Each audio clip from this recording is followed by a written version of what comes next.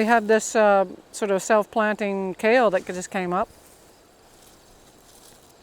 And some greens. I've got to get this burdock out of here. Did you know burdock root is very good? I'm going to just pull this out now. Let's see what it looks like.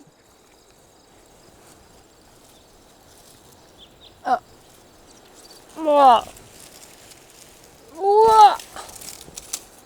it's a little bit of a root. It's beautiful. Anyway, this root is quite medicinal. It's got anti-cancer and digestive properties. So we're going to keep it and figure out what you do with it.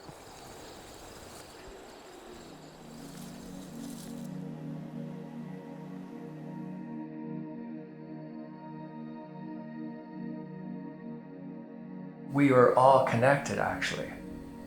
If we don't have the oxygen, if we don't have the bees, if we don't have the fish, by polluting, throwing in whatever toxins we throw wherever we throw, what we do in the atmosphere, it's all connected.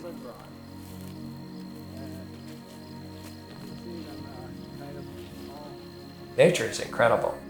Everything is working together. The order within nature that makes it possible for all of this to take place. The way the plants create oxygen so that we can be healthy and thrive, and the flowers come up and the bees and they spread and they pollinate, and everything is just working together in a total order. Goldenrod. We have them here. Yeah. And actually the birds love, not the birds, the bees. Yeah. The bees, they just go crazy. This year, I felt more of a connection with nature than I've had in the past. Maybe I'm becoming more sensitive to my environment. We have a lot of weeds that came up and we just let them go. Just let them go. And there's these cycles of flowers that are coming up from these weeds. And then there's just gazillion bees coming around. And it was just like, okay, I'm walking here, I gotta be careful because there's so many bees. But it's just this relationship that I personally have been feeling with the insect world and the plants. It is the one that, I don't know if you saw what Isaac had picked yesterday, but there's beech nuts. Yeah. I think to be in touch with your inner self is what can ultimately bring the most feeling of happiness and satisfaction. Doing something that is helping the planet, perhaps, being able to share that with others.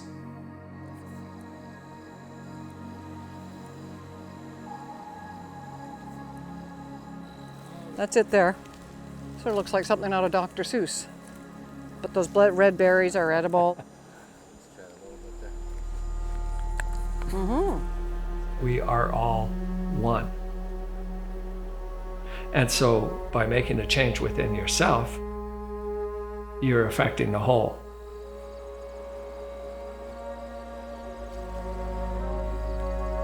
We need to acknowledge and be more in touch that we are part of nature ourselves. And through that observation, we can observe ourselves.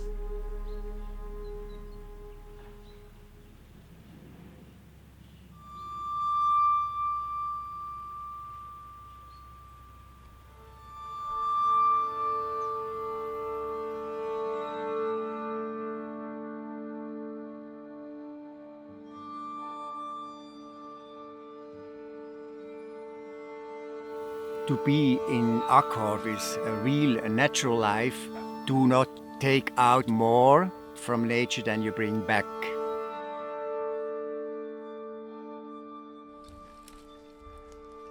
There must be kind of a balance between taking and giving.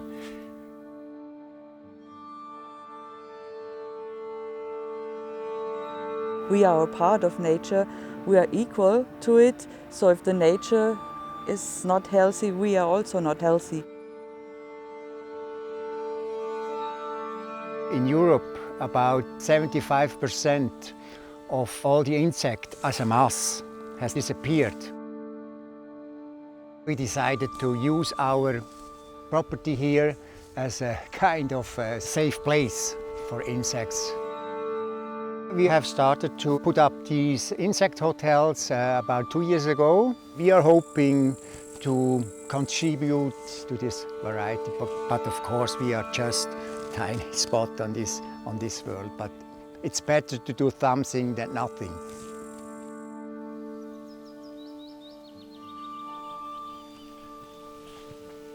If you want to have a good forest, you have to take care of it.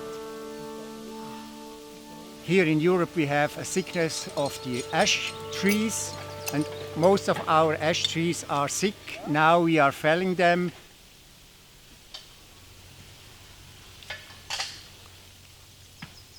I like this work. I'm out in nature. I'm sweating. This is good for the metabolism, and I like this work. For over 40 years, I worked in psychiatric clinics. I was in leading positions, director for various homes for people with mental disabilities from birth or from accident, all kinds.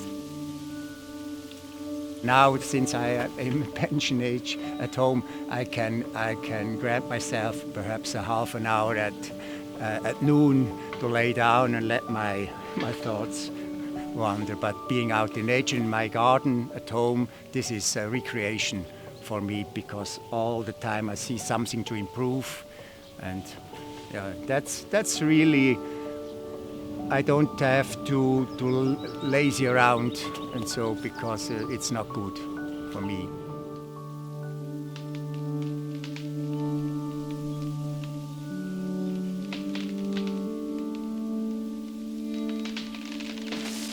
Now we have people from abroad here, people coming here for working a couple of days, like you have met here before.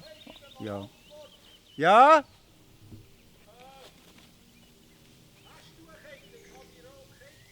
Ich habe sie schon gesetzt, kannst nur ein Seil bringen. Und ja, sie müssen dann auf dieser Seite von den Bäumen vorbei. Ja, aber weißt du, das Seil muss hier runterlaufen. Von dir aus gesehen rechts. Ja, aber der Baum muss eben auch links runter. Der darf nicht rechts. Der muss hier über das Bächli runterfallen. So what were you talking with Jacobus about there? What I was talking to Jacobus, yes. We were discussing of how to bring this tree down here, this little valley here. And I told him he was planning to go on this direction with the rope, but I said no, there is a direct direction here, straight direction to the tractor. And we have to fasten here the rope, then bring tension up here.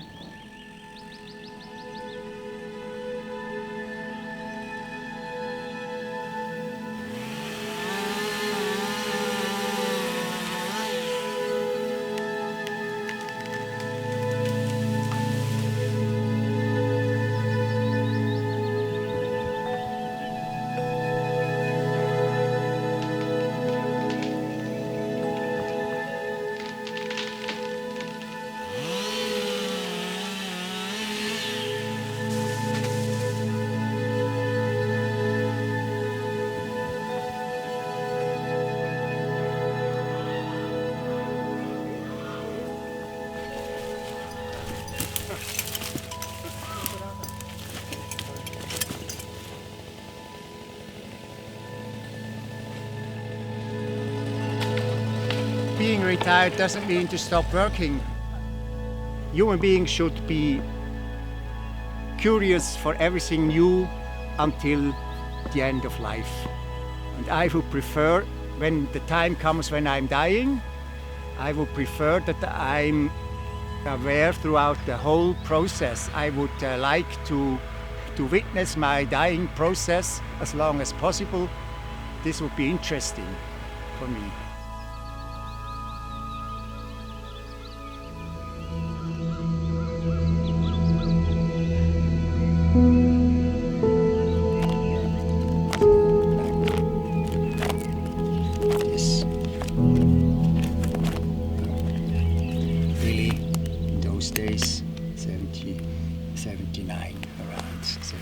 mine. The community we have, the place we have, the place we are sitting or standing right now, it was built up mainly by Billy Meyer himself and probably 2 or 3 friends in the beginning in 1977. Billy Meyer is an author who's written over 60 books. He's been having contacts ever since he was 5 years old. So Oh, I see. Sorry. We're just going to leave all that. We're just Oh, going to I focus see. on the author. Okay. Sorry, excuse me. So just the author for this one. He's written some very interesting books on life, death, historical information, political information, environmental warnings, the psyche, the might of thought, the way to live is another book that he's written. The material is so interesting. He lives in Switzerland in a small town that's Schmidruti, but he lives behind Schmidruti. It's called Hinter Schmidruti. Behind Schmidruti is what it translates to. Have you ever visited? Yes, I've gone to visit Billy. I've been there 12 times and started back in 91. I was the first time I went to visit Billy.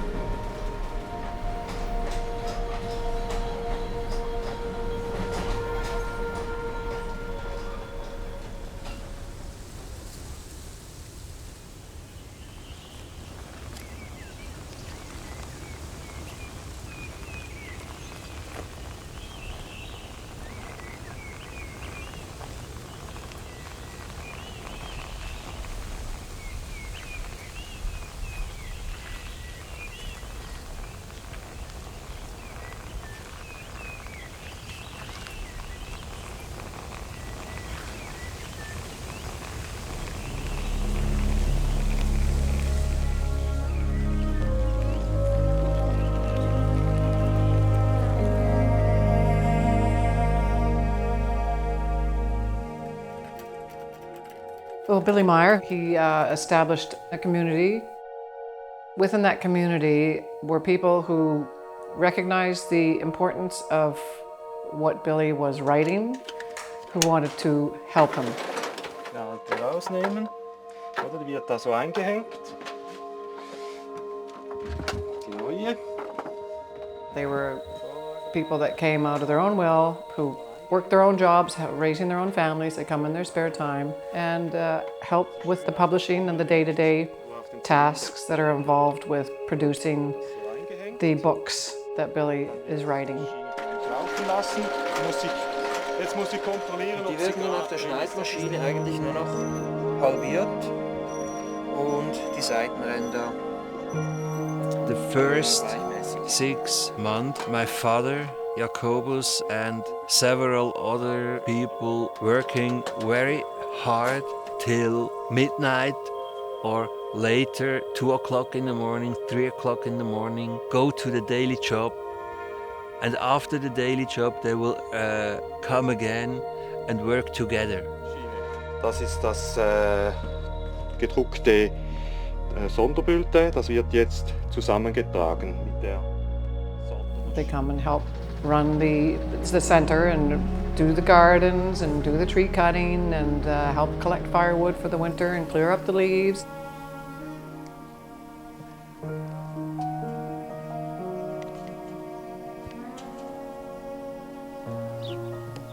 We are here since 1977.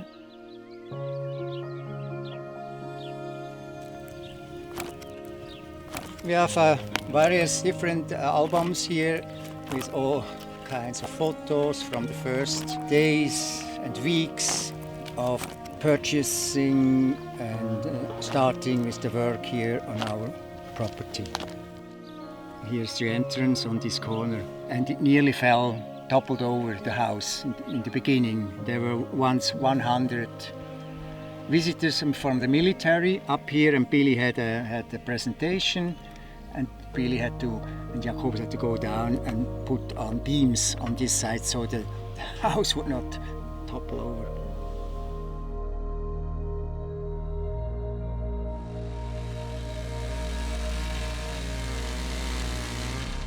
Our community was founded by a man called Eduard Albert Meyer. He's known by his nickname, which was given to him in Tehran, in Persia, by an American who compared him with Billy the Kid from Western lore, because he was always traveling then in his youth between India and Switzerland. He had a hat and so on, and had a pistol here and a knife here.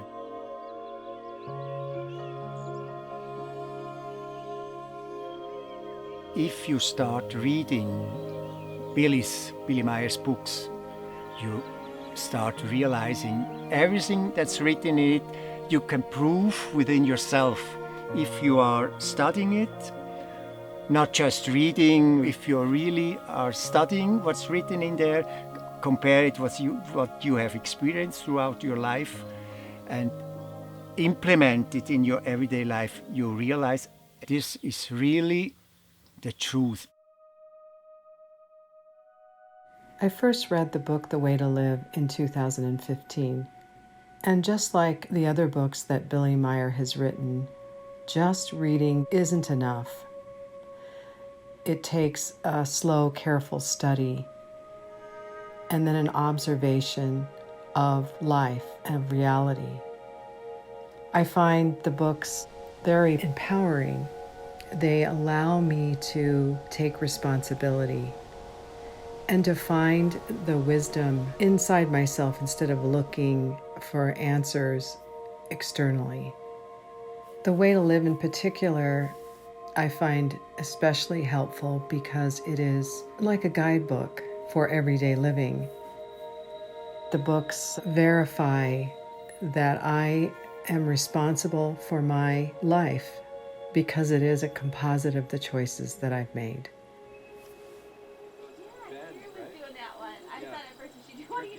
In one's personal evolution, there comes a point where you want to know answers and you have a lot of questions.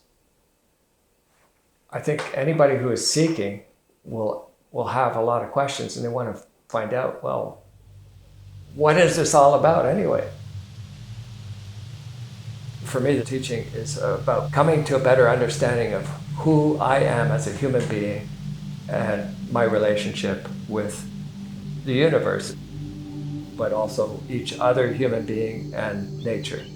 So to me, it's about practical life, making the mistakes, cause and effect, learning to be a better human being or a real human being, finding out more about what truth is.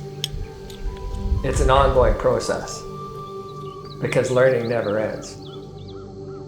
In his books, it's interwoven throughout that our thinking largely creates our life. There's some quote, like if you look at the cross-section of a person's life, that reflects where they are in their thoughts, and that's so true. That teaching, it's out there for anyone to find. He's not the one and only person or the source throughout nature. If anyone observes nature, from the microscopic to the macroscopic, consciousness, evolution-based knowledge is there. We are all students, and it's just up to us to be able to perceive it, want to perceive it, explore it, look for the truth. When you're looking, you find it. If you're looking for the truth, you're going to find it. In the things I studied before, I would find illogic and it would make me feel confused, and it was based on belief. But when I studied these particular books and materials, I saw the consistency in the logic and how everything fit together. And that when I analyzed it and tested it against the real world, because that's the real litmus test.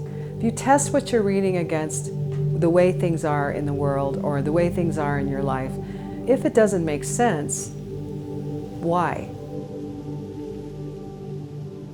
If it's going to be of any value, we'll encourage you to think more deeply, think beyond, and not just take something at face value.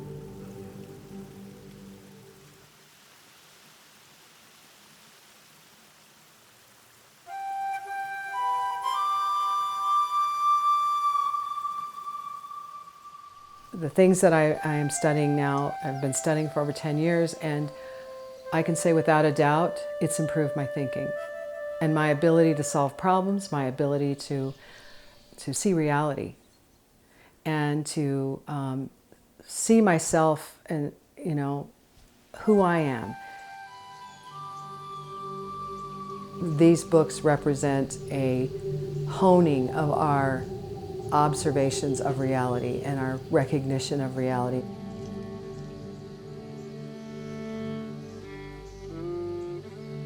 The first book I read, called The Psyche, I found this book especially rewarding because of its deep understanding of the psychology of people. In The Psyche, Billy is explaining different parts of the inner life of the human, the consciousness, the mentality, the psyche, the subconsciousness. He is explaining in The Psyche what all these parts are doing and in which part these fractals belong.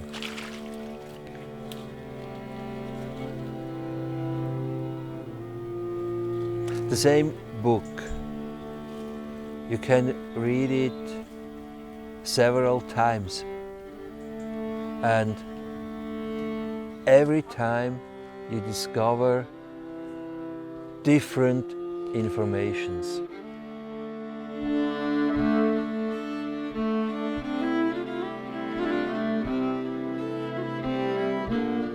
The teaching is based on the laws of nature and creation. This teaching is just the outcome of reality, of what really is regarding our life, regarding life of nature, regarding the life of our planet, regarding the life of the universe. This teaching as a kind of help for us in order to find our own way in our life. We're not talking about like just learning a bunch of data. It has to have value in the sense that it's practical, that we can see some difference that it's making in our day-to-day life. Teaching can be a signpost, but it's up to each individual to do the work.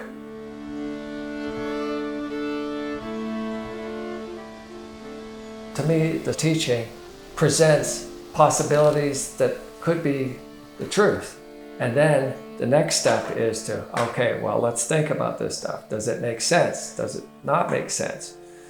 You know, it's a sifting through of different ideas and thoughts and seeing whether it's applicable, whether it's logical. It's nothing else than a practical guide how we can find our own way, because only the practical life is the proof whether or not this works or not.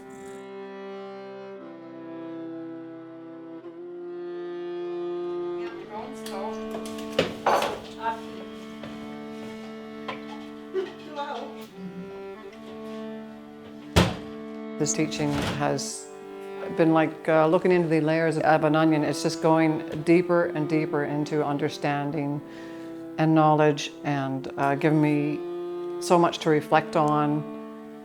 I can read part of a book one day and then come back a year later and it's as if I've never read that book. A whole new understanding, layers of understanding open up. So to me it provides meaning and purpose.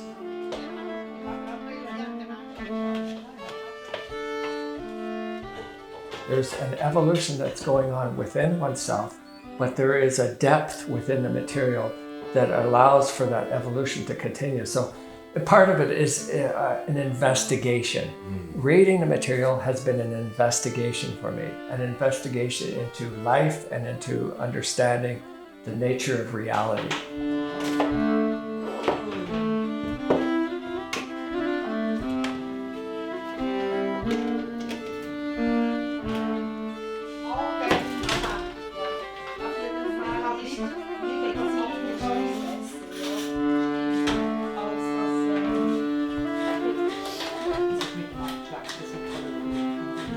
The teaching is based on the creation's law. Without creational laws, nothing existing. All creators are embedded in these creational laws. It's all, includes all. What you see, what you feel, what you think, what you do. It's not only one direction, like mathematics, like chemicals, like orthographics and all kind of them. I think you could say it's multidimensional. Teaching includes all kind of life forms. Human beings, trees, plants, grasses, animals, insects, birds, fishes. All the ecology. All the being.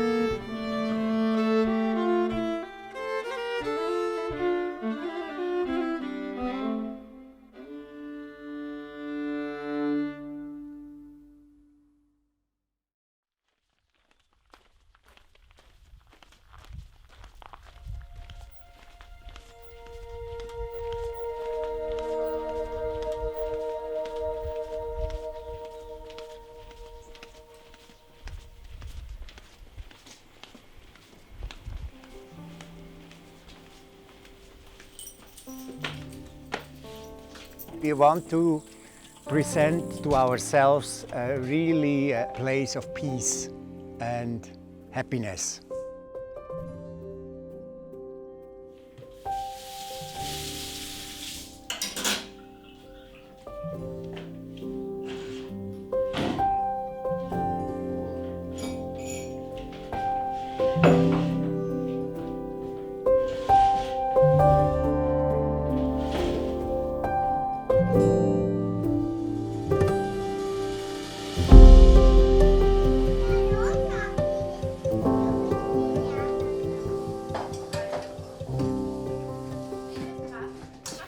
First work for me today.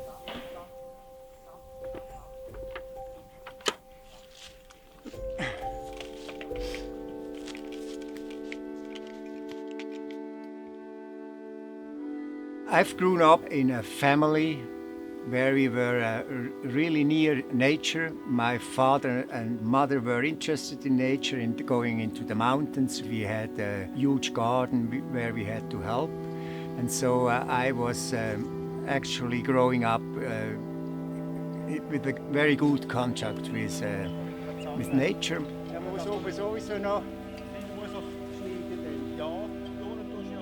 At the age of 20, there was kind of a turning point in my life.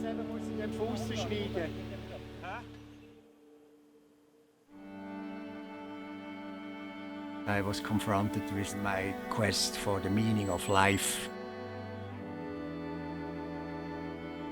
I read all kinds of books and had a collection of all kind of stuff, but all of these realizations did not satisfy my inner being, and this changed then a lot when I found this community here and the teaching.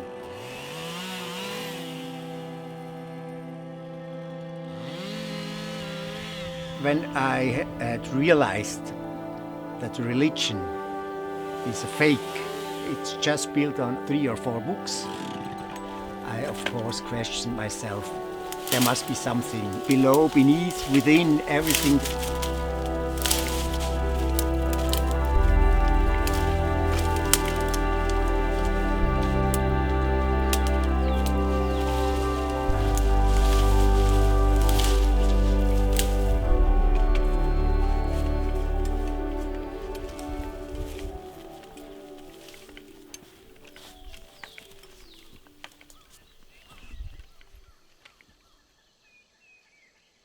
There is a force which we in our group is called Creation.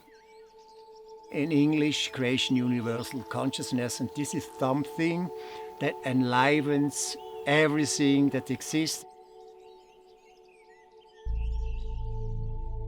I have a sparkle of this energy which makes myself alive. And this, realizing that this is really the case, is a very huge, gives a very huge impact into one's own life and gives a perspective that there is something within me that will survive, a part of me will survive and continue to exist. And this brings with it, of course, all kinds of new knowledge and entirely changes one's stance towards life and death. And so I have no fear about death. Creation it's through everything. It's a concept you can't be explained, that we cannot fathom. It's not in words, and it's something we can't understand. It's what makes the galaxies, the stars, the cosmos, the gas nebulae. It can't be any kind of anthropomorphic being, which is something we just project as being something like us, but it's up in heaven watching over us and judging us. It can't be, it's impossible. A planet being able to be in the Goldilocks zone, where it's going to be at the place where the laws of creation can come into effect, that there's enough heat, that there's going to be enough gases to create the amino acids that are the building blocks of life, and the introduction of oxygen, and the millennia of time that it takes for things to evolve and get to the point where consciousness evolution can even begin to exist in the form of a human being.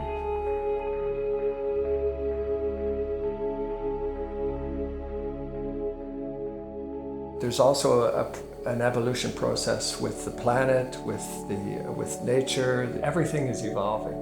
Everything has a life, it comes into being, and it dies.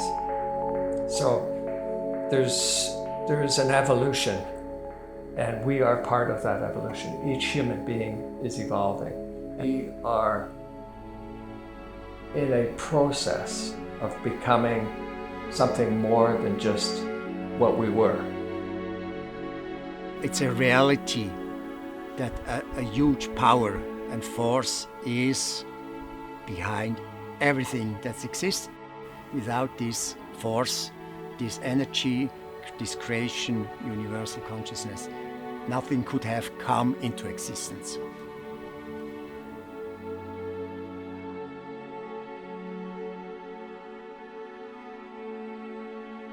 We have this little bit of essence in ourselves that gives us life.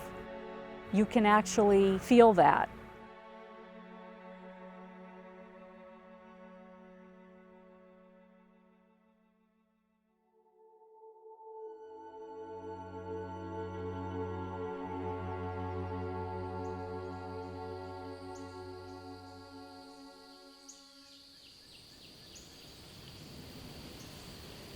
All kinds of butterflies, variations.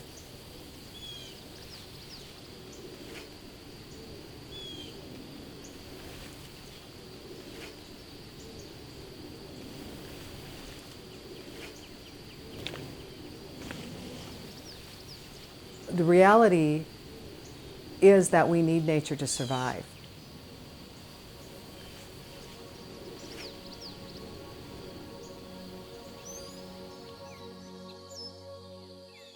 The laws of nature and creation is the same thing.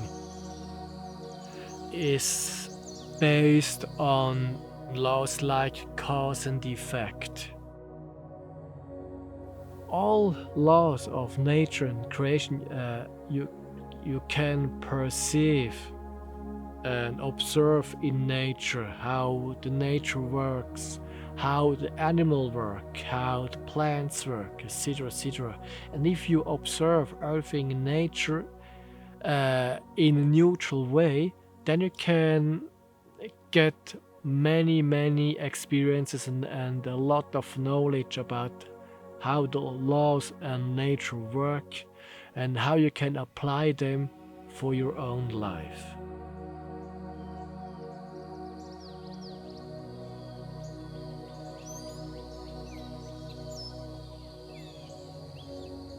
If you concentrate on reality, you also concentrate on nature.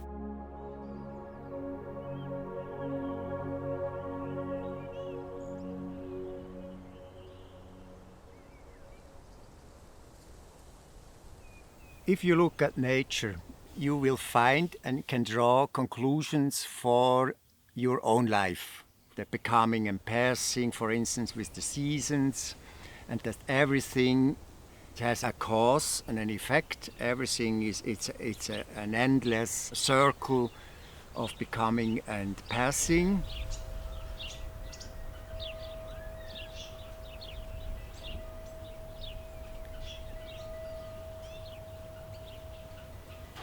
If you're looking at nature, we can really use it as a compass.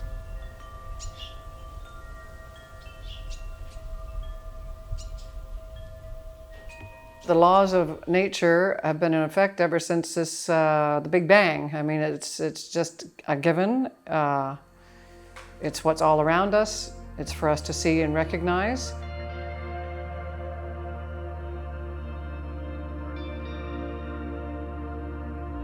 Nature is reality. The natural laws is reality. Gravitation is reality.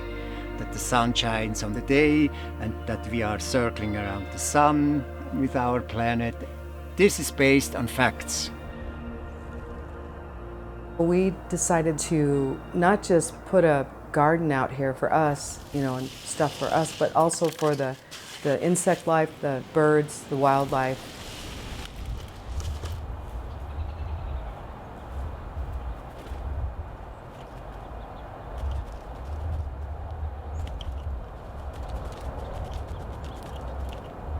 We have built pollinator gardens here for the insects and the birds and the bees, and the monarch butterflies, which are disappearing. Can you tell me about the birds and the bees? Another time. Another time, yeah. That's another subject.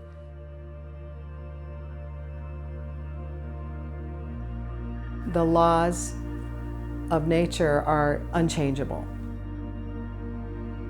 Gravity exists, that's a law of nature. We all know that if we drop something, it's going to fall. Finite resources on a planet, that a planet has only so many resources, is a law of nature.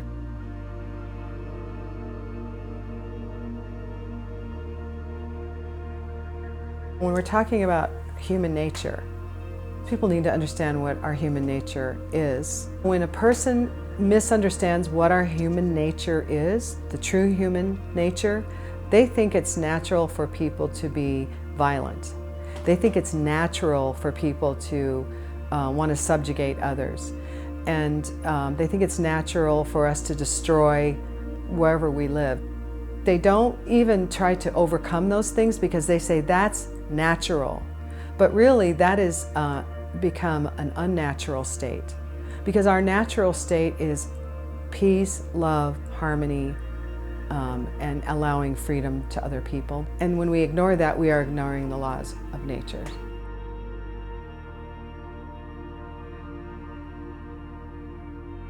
Everything is connected.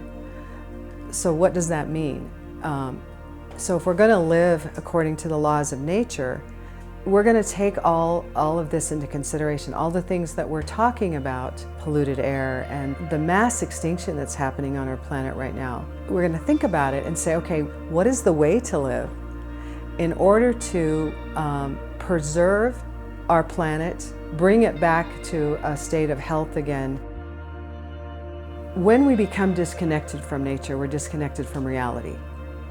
If we live in line with nature, we logically see how everything is connected, and then we look at our own lives and we say, okay, how do I need to be operating my life and my thinking so that I'm in harmony with nature?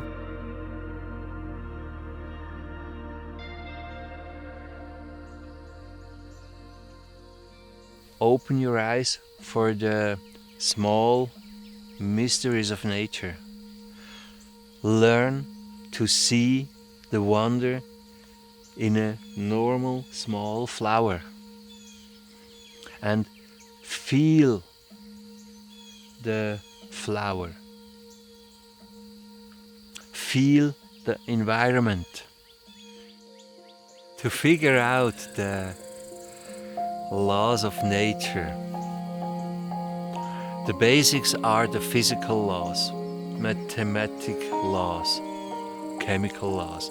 There are basics. But the higher laws, they will based in the consciousness, in the subconsciousness, in the behavior against other people, in the behavior against the nature, in the behavior against the animals. So it's also a psychological thing, because laws of nature or the laws of creation are static, but the using of these laws is very dynamic, because you have another mind than I. So it's always different. The law of nature or the law of creation is always the same, but depend about the level of evolution of the consciousness. As higher the consciousness will be evolved, as more laws of nature you could recover.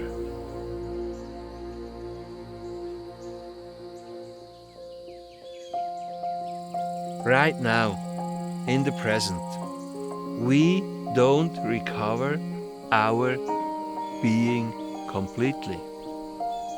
I have a speech. The most of the people are like RC models. Don't looking right, don't looking left. Only this one point. And no care about the environment. And this mind must change.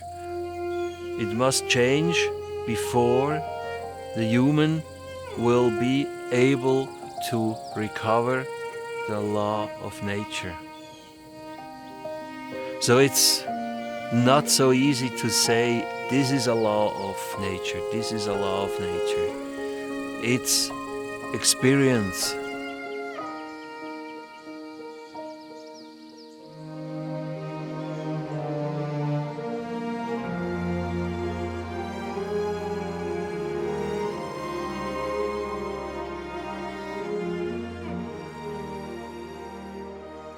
Our unique experiences, our unique backgrounds all produce the wide range of what the world is, and I think that's what makes everything so beautiful.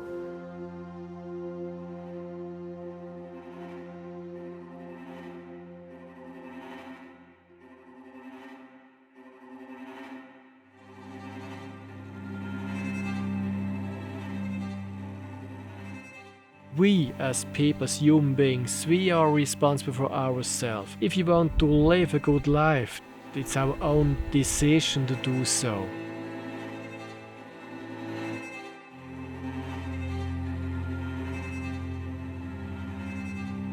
If we think in a real logical way, which is based on the laws of nature, which is based on reality, which is based on a neutral intention then we have the key.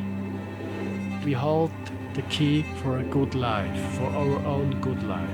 I'm responsible for everything I think and from the resulting feelings and actions.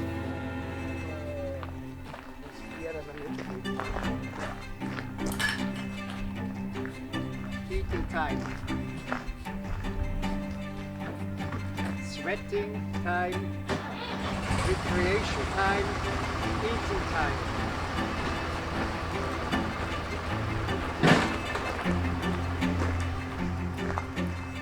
If you are leading a good life and in line with nature, it's a really rewarding.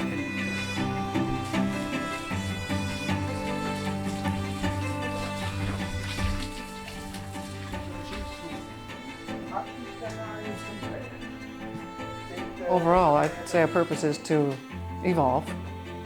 And when we recognize that that is our purpose, then we can steer ourselves.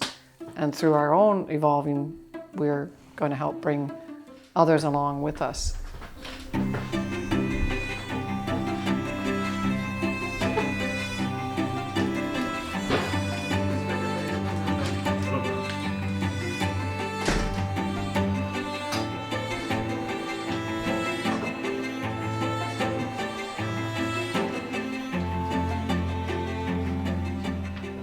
Each human being is evolving. Through our life experiences, we grow as human beings. We have to learn to perceive, because if you start to perceive yourself, your positives and your negatives, your strengths and your weaknesses, then you can start to building up your personality. If you perceive everything in a neutral way, you learn how to think in a real way. As a student of this teaching, I know that I'm uncovering layers and layers of things that I was taught, or that I learned to believe, that I'm dissolving, so that I can see the true nature of reality.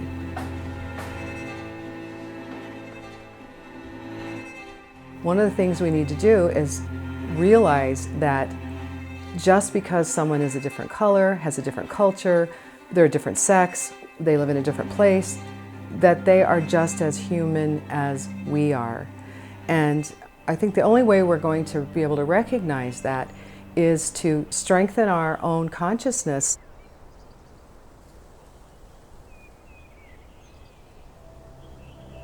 Harmony is when things fit together. If you have harmony, there's understanding, there is caring, there are pieces that create harmony. Love, the desire for peace, the allowance of other people's opinions, that's all a part of harmony.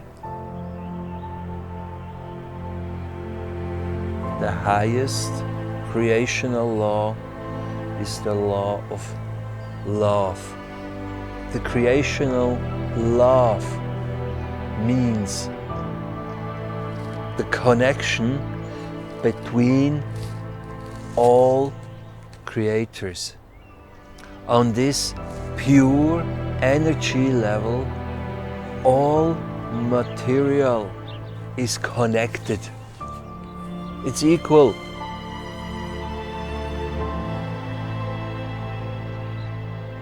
This vibration of love go through all plants, all trees, all planets in our universe.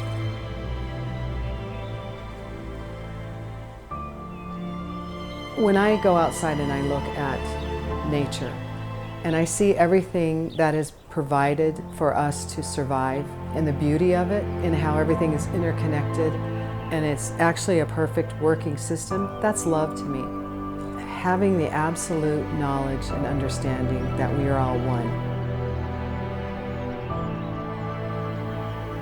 Nature is nourishing us, provides us with everything that we need to live and to be able to think and learn.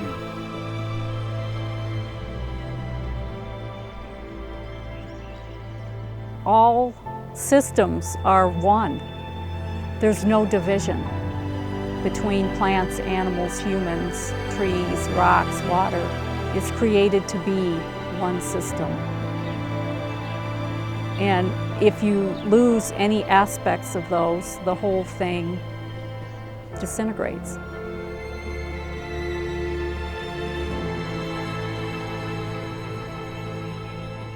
Your knowledge, your wisdom, your love, your happiness, your freedom, because only knowledge makes you free at the end.